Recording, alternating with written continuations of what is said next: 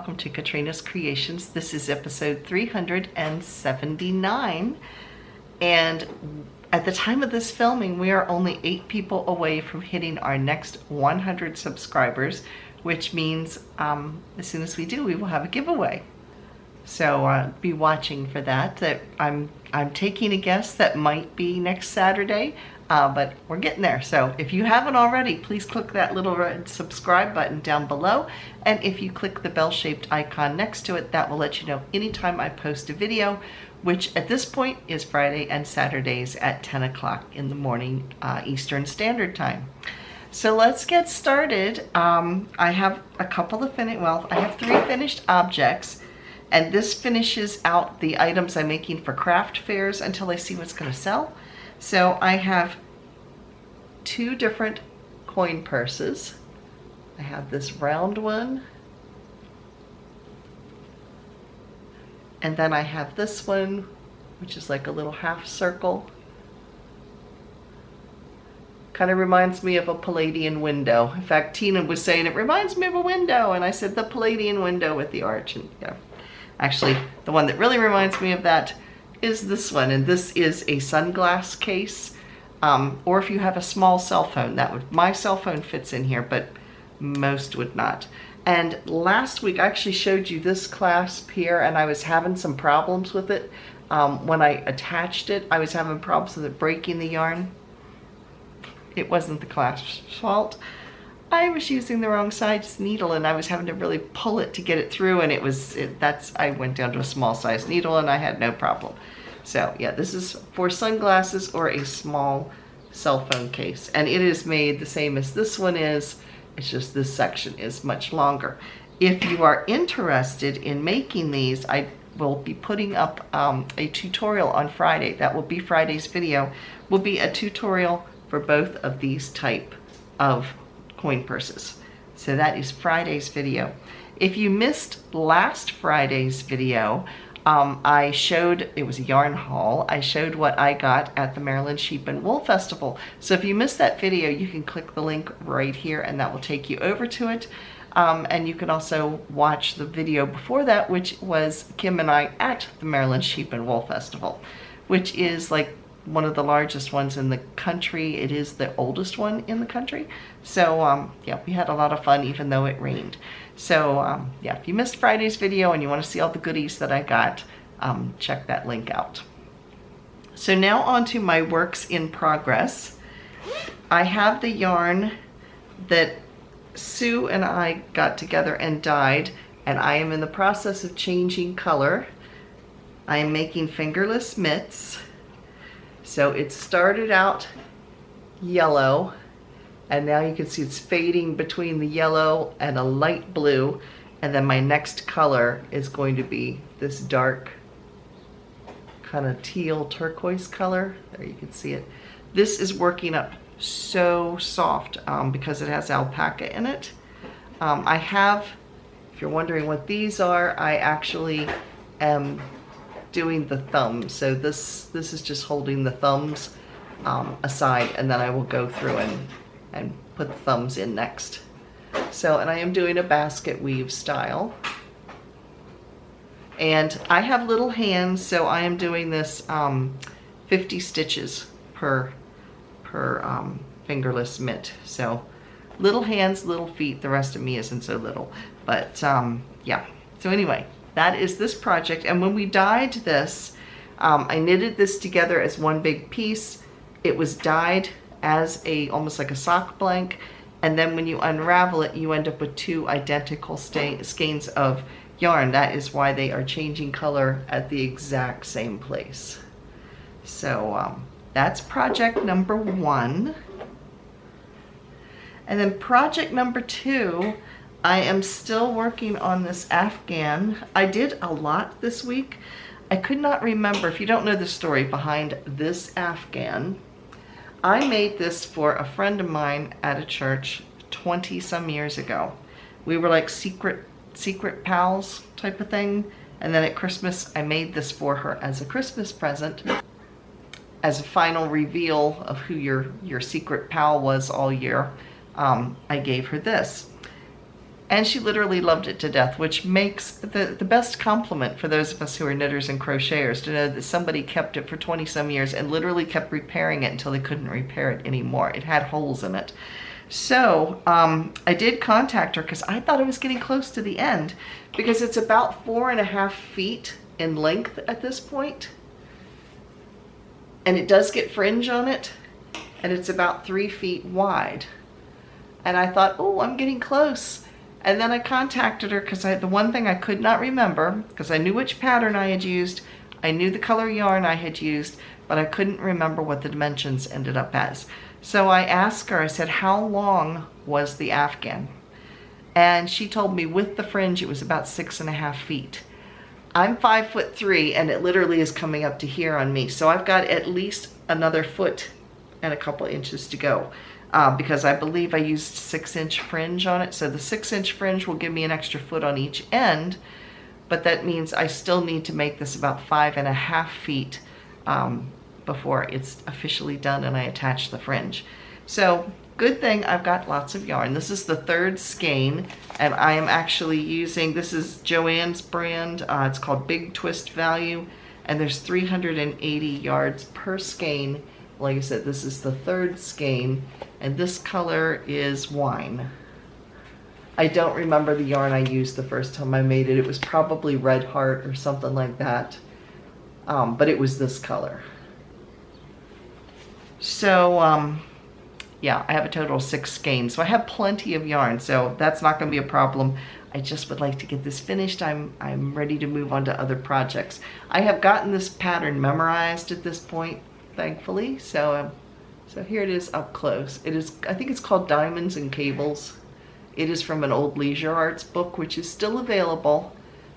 And I will put the link to the book that it came out of down below in the description box if you want to check it out, because it's a book with, it has some sweater patterns in there. It has some baby blankets in there. In fact, the baby blanket that I knitted for almost all of my grandchildren, that pattern is in that book as well. So that's the other project. And then you knew my sweater dilemma from the other week, where I knitted a sweater, put it on, it was entirely too big across here. And the only solution was to rip back to where it did fit. So that's what I did this week. I ripped it back. Well, here's the sleeves. Here's where the sleeves join. So I literally ripped it back all the way to here, all the way across, because this is where it was the biggest, was across here. And I'm thinking the sleeves fit fine. That isn't the problem. It's the main body of the sweater. So I think that's where I need, well, I know that's where I need to do my decreases. I don't know that it was so much a pattern issue as it was probably operator error on my part. But anyway, I'm going to look at the pattern again, and I might do a little improvising based on other raglan sweater patterns that I have, and see if I can figure this out. So I haven't done anything with this week other than rip it apart and put it back on the needles, which was quite daunting because I think there's 280 stitches on here to go all the way around. Yeah, so it took a while.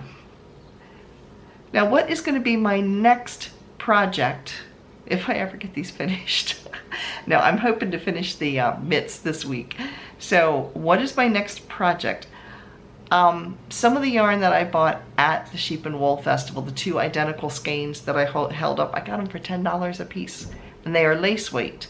But I think I want to do something with Tunisian crochet, because I haven't done a whole lot with Tunisian crochet. I have done it before, but I haven't done any for quite a while. So there was, in Show and Tell last week, Sally Thibodeau made a shawl called the Lamia Wrap. It is by Tony Lipsy of TL Yarn Crafts here on YouTube. She does have a version of it that if you want to have a printed out page, you have to pay for it, but she also has a YouTube tutorial for it where it's free. I'm doing the free one because you guys know I'm cheap.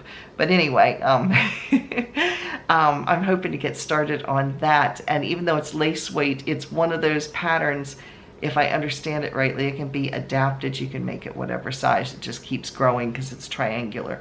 So yeah, I will be playing with that and seeing what I come up with. So that's what I've been working on this week. What have you been working on?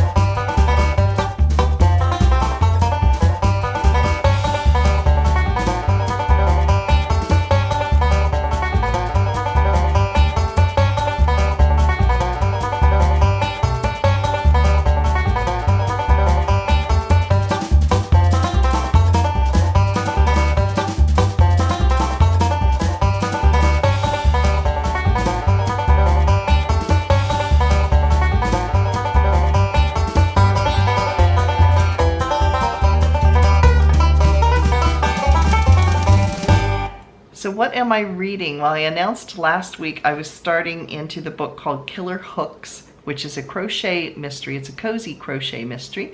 The author is Betty Hechtman. She writes 2 different yarn-related series. One is the Crochet Mysteries. The other one is the Yarn Retreat Mysteries. But this is one of the Crochet Mysteries, and it's been a lot of fun so far. The main character's name is Molly, and her co-worker is Adele, who is like the crochet fanatic, who has roped her into helping her do children's parties. In the middle of all this craziness is going on at her house, and at the bookstore where she works, where there is a yarn quarter, and that's where the crochet group meets, one of the guest speakers just died from drinking a smoothie that was poisoned, and Molly's the one who gave her the smoothie. So she's now a murder suspect. So that's where I have gotten into the series at this point. I've read the entire series. That's where I've gotten into the book so far. I'm a little more than halfway through, so I'm listening to it while I crochet and knit. So that's what I have been reading. If you have any recommendations, because the one series I really enjoyed that took place in Maine, I read the last book. So yeah, if you know any crochet or knitting or yarn related mystery series, please let me know down below in the comments section, because I'm always looking for a new crochet or yarn related cozy mystery to listen to.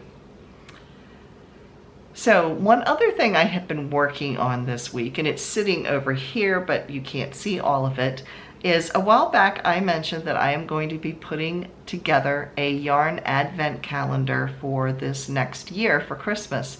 I'm going through my own stash and making them into 10-gram mini balls for a yarn advent calendar for myself, and then I thought I would make some for some of you if you are interested in purchasing one. So some of you had contacted me quite a while ago when I said I was going to be doing this. So if this is something you would be interested in, you can contact me over at KatrinasCreations@yahoo.com.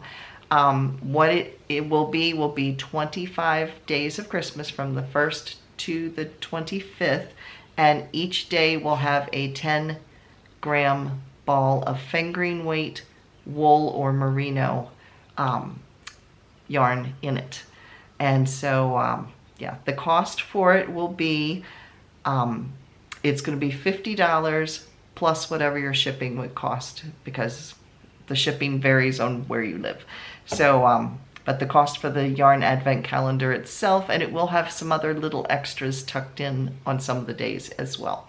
So yeah, that will be $50. So if you are interested in that, please let me know, like I said, over at my email address. I do have a couple of those advent calendars that will be left, other than the people who already said they wanted one. So I know it sounds like I'm thinking way ahead for Christmas, but these are skeins of yarn. Some of them are knit crates, some of them are hand spun, some of them are hand dyed.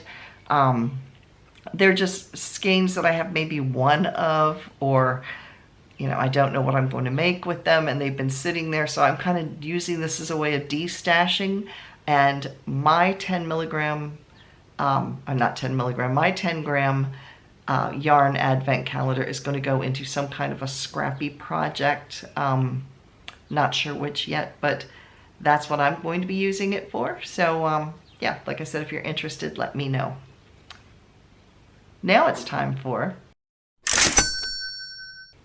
Now in our Come and Get It section, the first thing would be Lion Brand. Lion Brand sent out an email yesterday.